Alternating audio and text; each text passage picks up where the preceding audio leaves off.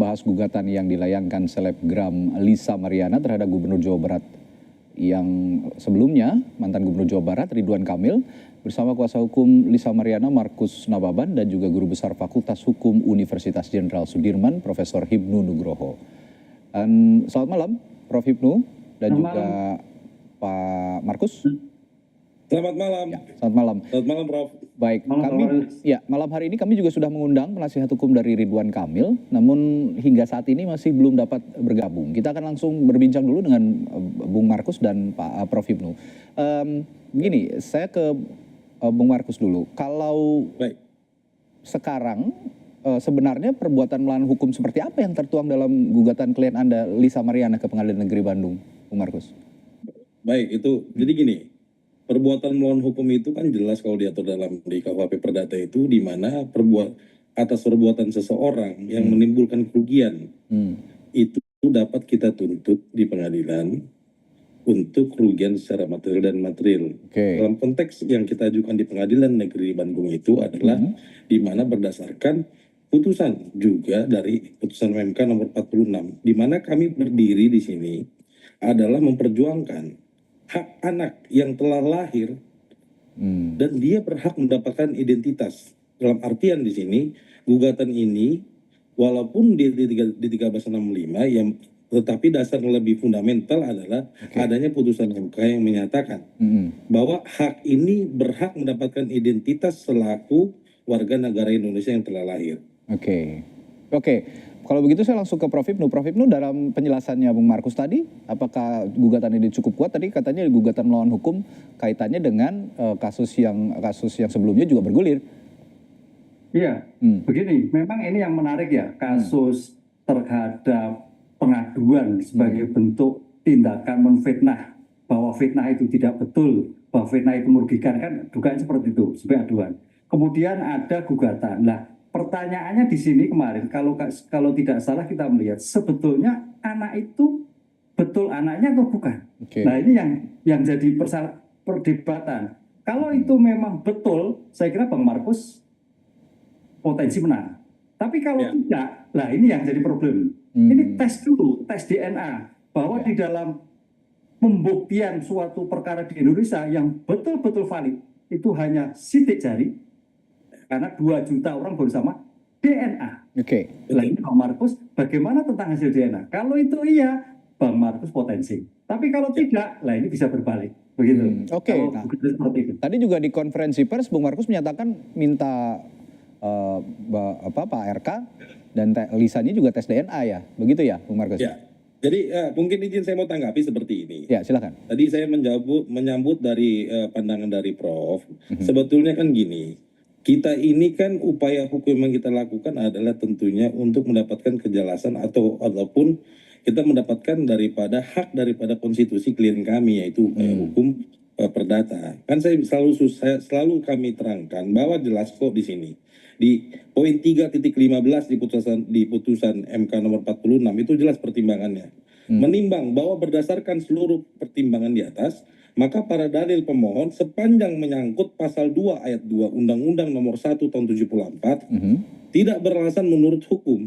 Adapun pasal 43 ayat 1 Undang-Undang nomor 1 tahun 74 yang menyatakan anak yang dilahirkan di luar perkawinan hanya memiliki hubungan perdata dengan ibunya dan keluarganya adalah bertentangan dengan Undang-Undang nomor 1945 secara bersyarat, yakni inkonstitusional sepanjang ayat tersebut dimaknai menghilangkan hubungan perdata dengan laki-laki yang dapat dibuktikan berdasarkan ilmu pengetahuan dan teknologi dan atau alat bukti lain menurut hukum mempunyai darah sebagai ayahnya. Dalam artian tujuan daripada gugatan kami ini kan juga meminta kepada pengadilan bahwa misalkan isu yang berkembang ini harus kita dalam artian petitum yang kami mintakan adalah yuk ini kita sama-sama buktikan bahwa ini anak siapa agar isu ini tidak menjadi liar ataupun kita bermartabat secara pelaksana hukum. Karena kan kita tahu pihak Bapak RK itu sendiri bukan kan itu kan juga mengklaim bahwa dia telah melakukan upaya hukum kepada klien kami yaitu melakukan upaya hukum pidana. Yang sekarang pertanyaan kami adalah kepada kuasa hukum dari Bapak RK, dia melaporkan klien kami adalah untuk pencemaran nama baik. Kita sama-sama tahu kok. Pencemaran nama baik itu kan outputnya adalah pemulihan nama baik. Kalau memang namanya mau dipulihkan, ayo silakan kita sama-sama tes DNA. Kita semua punya dasar hukum dan memiliki hak konstitusi yang dimana upaya hukum itu bisa kita tempuh, mau perdata maupun pidana, yang mana hasilnya adalah ayo kita buktikan anak ini anak siapa. Kurang lebih begitu, Pak. Baik, dari penjelasan Bung Markus tadi, Prof. Hipnu ada respons? Ya, ya betul, menarik. Ini memang ada dua sisi yang berbeda. Ya. Sudut pandang sebagai bentuk pencemaran, berarti pencemaran yang menurut Pak RK itu adalah fitnah. Berarti apa yang disampaikan tidak betul, kan gitu kan? Ya. Karena fitnah yang menunjukkan orang lain melalui IT, makanya pengaduannya lewat IT. Ya. Mudah-mudahan aja karena ini pengaduan bahwa Markus mungkin dicabut, kan gitu loh, dicabut. Tuh. Kedua, kalau itu nanti dengan Bang Markus sedang gugatan perdata, mudah-mudahan ada mediasi. Sehingga titik krusial yang terkait kerugian, apalagi yang terkait tanggung jawab. Karena dalam perbuatan melawan hukum itu kan tindakan yang merugikan, yang mewajibkan bertanggung jawab atas tindakan pelaku yang bersangkutan tersebut. Nah, konteks pertanggungjawaban atas pelaku ini yang saya kira Bang Markus juga nanti sama-sama membuktikan sehingga oh betul loh, sehingga ya udahlah selesai. Oh tidak loh, lah itu berpanjangan kalau tidak seperti itu. Gitu. Oke. Tapi Bung Markus saya juga ingin bertanya, kenapa langkah perdata yang dipilih sih sebenarnya? Jadi gini ya, kami gini Pak ya, dalam artian kita menghargai segala proses hukum yang ada di negara ini. Ya. Kami tidak mau seperti lawyer ataupun kuasa hukum pada lainnya, ngapain kita buat ribut kepolisian Republik Indonesia ini dengan adanya 2 laporan. Kalau memang Bapak RK dengan kuasa hukumnya telah melaporkan kami itu, klien kami itu di Barreskrim Polri, ya sudah kami juga siap membuktikannya. Oke. Nah, jadi upaya hukum perdata yang kami lakukan juga itu adalah hak dari konstitusi klien kami. Jadi saya juga mau Bapak Muslim maupun Bapak RK bermartabat, menghargai segala proses hukum. Oke. Tadi saya mau sambung juga dari pandangan dari Prof itu sangat bagus. Itu pembuktiannya itu harus hadir. Ketika nanti di dalam mediasi itu kan ada SEMA.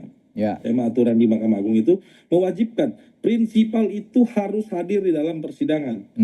Sekarang saya tanya, apakah Bapak Ridwan Kamil mau hadir nanti di persidangan? Kami sangat menghormati. Berarti kami akui bahwa memang mereka itu juga dengan kami sama-sama menghormati segala proses hukum yang sedang kami tempuh, baik itu proses hukum dari Bapak Ridwan Kamil maupun proses hukum yang kami lakukan. Oke, kalau lihat dari proses hukum yang sekarang berjalan, Prof, gugatan perdana Lisa ini juga berpotensi akan mengarah ke pidana nggak sih nantinya? Oh enggak, berbeda-beda. Beda-beda ya? Berbeda-beda. Ini sudah satu objek tapi sudut pandang yang berbeda. Oke. Nah, subjek perdata terkait ganti rugi atas perbuatan yang dilakukan. Dan itu ada hubungan kausal antara pembuat dan terbuat. Tapi kalau terkait dengan pidana adalah pencemaran. Jadi sesuatu yang terpisah. Makanya ujungnya, betul Pak Mas, ini dulu, kalau ujungnya itu betul A, berarti nanti pencemaran tidak terjadi. Tapi kalau betul B, berarti pencemaran terjadi.